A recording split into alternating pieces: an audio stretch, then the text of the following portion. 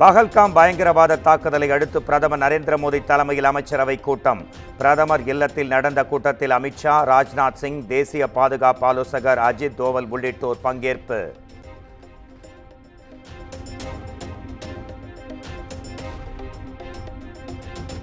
காஷ்மீர் தாக்குதலில் உயிரிழந்தவர்களின் உடல்கள் அடக்கம். கண்ணீர் விட்டு கதறிய குடும்பத்தினர், நெஞ்சை உருக்கும் காட்சிகள்.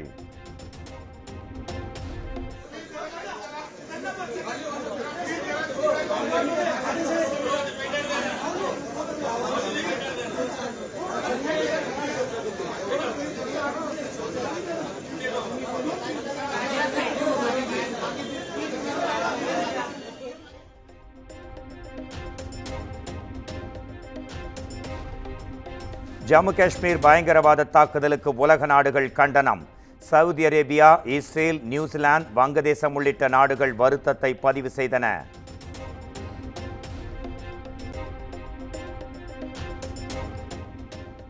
பஹல்காமில் பயங்கரவாத தாக்குதலை நடத்தியதாக சந்தேகிக்கப்படும் தீவிரவாதிகளின் புகைப்படங்கள் வெளியீடு. லஷ்கர்-இ தய்யபா பொறுப்பேற்றிருந்த நிலையில் 4 பேர் தொடர்பாக விசாரணை தீவிரம்.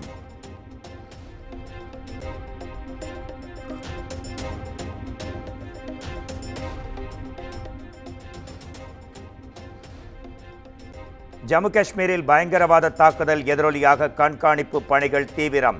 நெடுஞ்சாலை, ரயில் நிலையங்களில் பலத்த பாதுகாப்பு.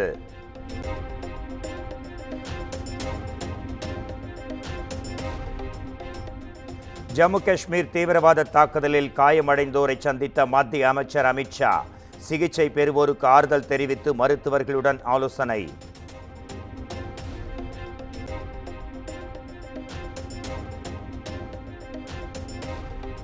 பஹல்காம் தாக்குதலுக்கு எதிராக விரைவில் வலுவான பதிலடி அளிக்கப்படும். ஜம்மு காஷ்மீரில் மத்திய பாதுகாப்புத்துறை அமைச்சர் ராஜ்நாத் சிங் எச்சரிக்கை.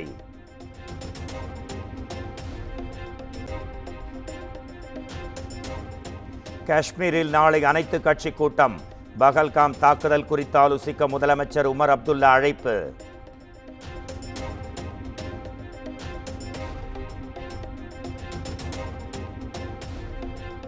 தீவிரவாத தாக்குதலில் உயிரிழந்த கடற்படை லெப்டினன்ட் ஜெனரல் வினய்க்கு பிரியா விடை அளித்த மனைவி.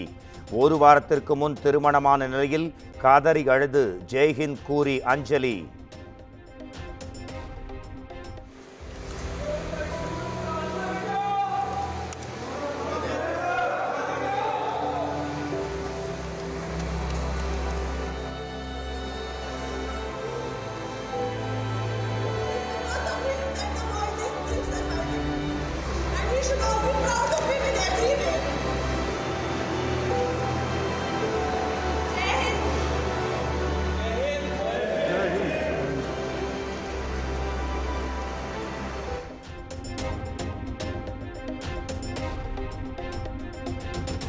காஷ்மீரில் தீவிரவாத தாக்குதலின் போது சுற்றுலா பயணியை காப்பாற்றிய உள்ளூர்வாசி.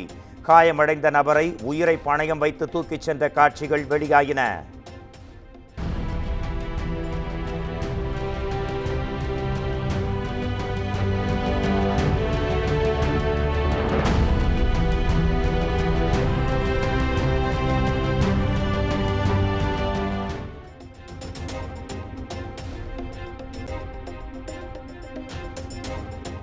பஹல்காம் தீவிரவாத தாக்குதலை கண்டித்து நாடு முழுவதும் போராட்டம்.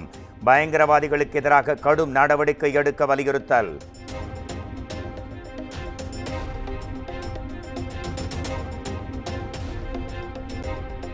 தீவிரவாத தாக்குதலுக்கு எதிரான மத்திய அரசின் நடவடிக்கைக்கு தமிழக அரசு உறுதுணையாக இருக்கும். பேரவையில் முதலமைச்சர் மு.க. ஸ்டாலின் உறுதி.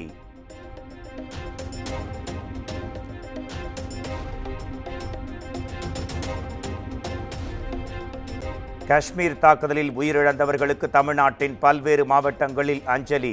மெழுகுவர்த்தி ஏந்தி அஞ்சலி செலுத்தினர்.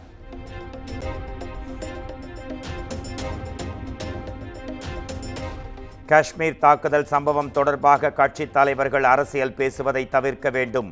இந்த கொடூர தாக்குதலுக்கு மத்திய அரசு தக்க பதிலடி கொடுக்கும் என்றும் பாஜக முன்னாள் மாநில தலைவர் அண்ணாமலை உறுதி.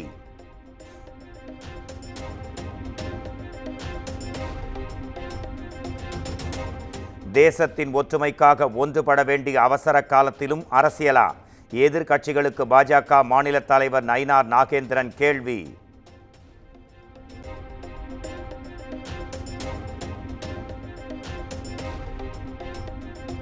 கோடை விடுமுறை முடிந்து ஜூன் மாதம் 2ஆம் தேதி பள்ளிகள் திறக்கப்படும். பள்ளி கல்வித்துறை அதிகாரப்பூர்வ அறிவிப்பு.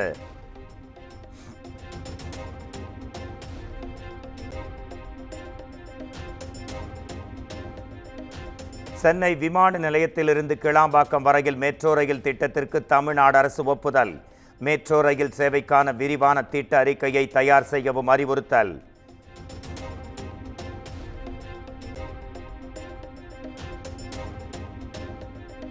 இரண்டாயிரத்து 25-26ஆம் நிதியாண்டில் 3000 பேருந்துகள் வாங்க டெண்டர் விடப்பட்டுள்ளது.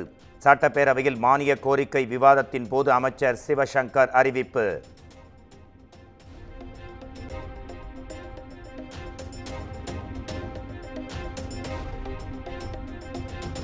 அதிமுக எம்எல்ஏக்களுக்கு கட்சியின் பொதுச் செயலாளர் எடப்பாடி பழனிசாமி விருந்து.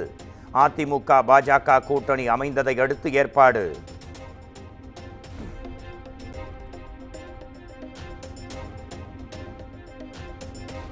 எடப்பாடி பழனிசாமியின் விருந்தில் அதிமுக மூத்த தலைவர் செங்கோட்டையன் பங்கேற்கவில்லை.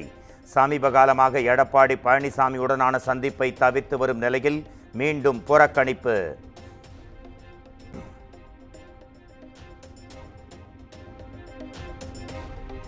சைவ வைணவ சமயங்களையும் பெண்களையும் இழிவுபடுத்தும் வகையில் பேசிய விவகாரம். அமைச்சர் பொன்முடிக்கு எதிராக தாமாக முன்வந்து வழக்கை விசாரணைக்கு எடுக்க பதிவுத்துறைக்கு சென்னை உயர்நீதிமன்றம் ஆணை.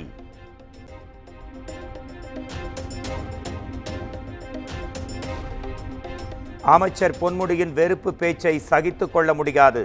அமைச்சர் மீது பெறப்பட்ட புகார்கள் மீது எடுக்கப்பட்ட நடவடிக்கைகள் என்ன என்றும் காவல்துறைக்கு சென்னை உயர்நீதிமன்றம் கேள்வி.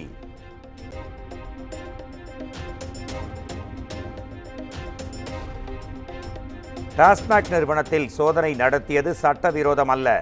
அமலாக்கத்துறைக்கு எதிராக தமிழக அரசு தொடுத்த மனுவை தள்ளுபடி செய்தது சென்னை உயர்நீதிமன்றம்.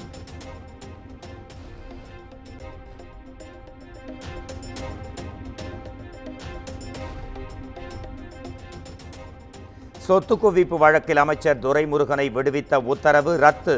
விசாரணையை தொடங்கி 6 மாதங்களில் முடிக்க வேலூர் சிறப்பு நீதிமன்றத்திற்கு சென்னை உயர்நீதிமன்றம் ஆணை.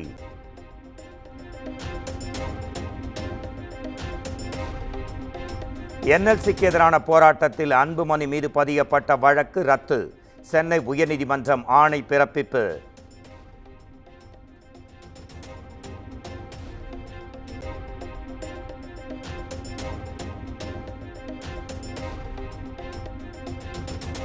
திருப்பரங்குன்றம் மலை விவகாரத்தில் என்ன நடக்கிறது என்பது நன்றாக தெரியும். வருகிற 30ஆம் தேதி இறுதி உத்தரவு பிறப்பிக்கப்படும் என்றும் உயர்நீதிமன்ற மதுரை அமர்வு அறிவிப்பு.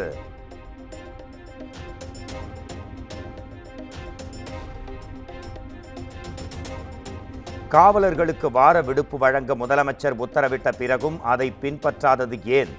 வார விடுப்பு வழங்காவிட்டால் நீதிமன்ற அவமதிப்பு வழக்கு தொடரவும் காவலர்களுக்கு உயர்நீதிமன்ற மதுரை அமர்வு அனுமதி.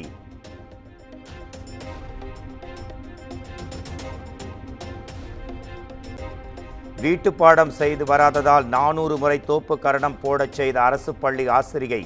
சிவகங்கை ஆசிரியைக்கு 2 லட்சம் ரூபாய் அபராதம் விதித்து தமிழ்நாடு மாநில மனித உரிமை ஆணையம் உத்தரவு.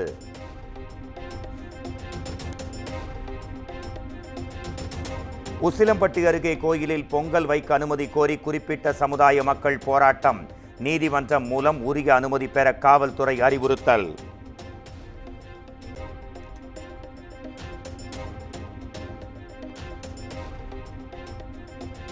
ஈரோடு மாவட்டம் பெருந்துறை பகுதியில் சட்டவிரோதமாக தங்கியிருந்த வங்கதேசத்தைச் சேர்ந்த 7 பேர் அதிரடி கைது. போலி ஆவணங்கள் மூலம் தங்கியிருந்தவர்களை பிடித்து காவல்துறையினர் தீவிர விசாரணை.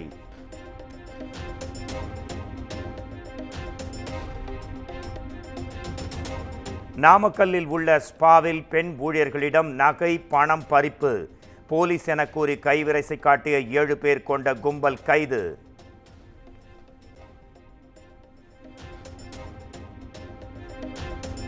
சேலம் மேட்டூர் அருகே கூட்டு குடிநீர் திட்ட ராட்சத குழாயில் உடைப்பு. குழாயிலிருந்து 50 அடி உயரத்திற்கு தண்ணீர் பீரிட்டு வெளியேறியதால் பெரும் பரபரப்பு.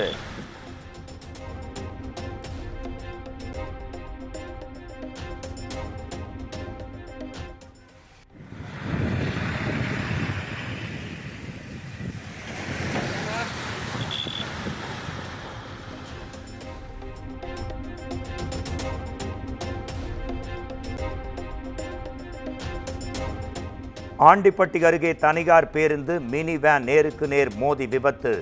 மினி வேன் ஓட்டுநர் உயிரிழந்த நிலையில் விபத்தின் சிசிடிவி காட்சிகள் வெளியாகின.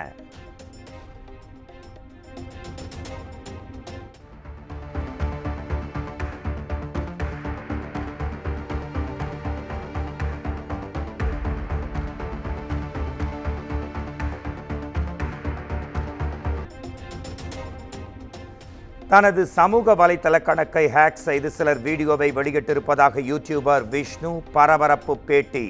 தான் செய்யாததை செய்ததாக கூறி ஃப்ரெண்ட்லியாக பேசியதை தவறாக சித்தரித்திருப்பதாகவும் விளக்கம்.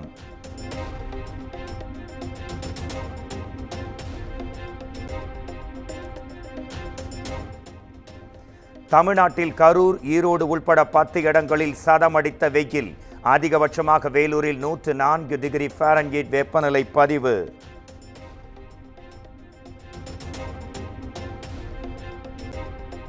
நடப்பு ஐபிஎல் தொடரில் இனிவரும் போட்டிகளில் சிஎஸ்கே அணி சிறப்பாக விளையாடும்.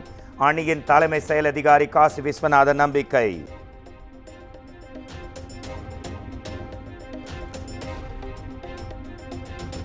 ஹரியானாவின் குருகிராமில் பைக் ஓட்டிய இளைஞர்கள் மீது கொடூர தாக்குதல். கைது செய்யப்பட்ட 4 மன்னிப்பு கேட்ட வீடியோ வெளியீடு.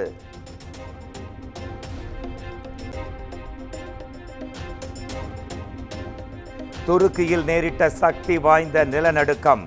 ரிக்டர் அளவுகோலில் 6.2 பதிவான நிலையில் மிகவும் பதற்றமான சூழல்.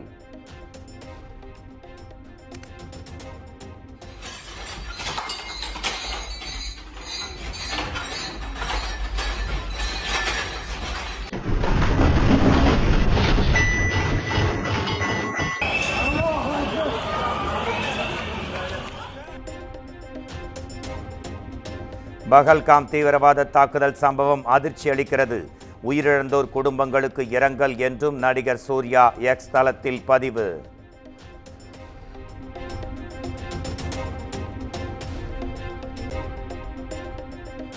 பஹல்காம் தீவிரவாத தாக்குதல் நேரத்தில் மதத்திற்கு எதிரான வெறுப்புக்கு இரையாக கூடாது. நடிகை ஆண்ட்ரியா எக்ஸ் தளத்தில் பதிவு.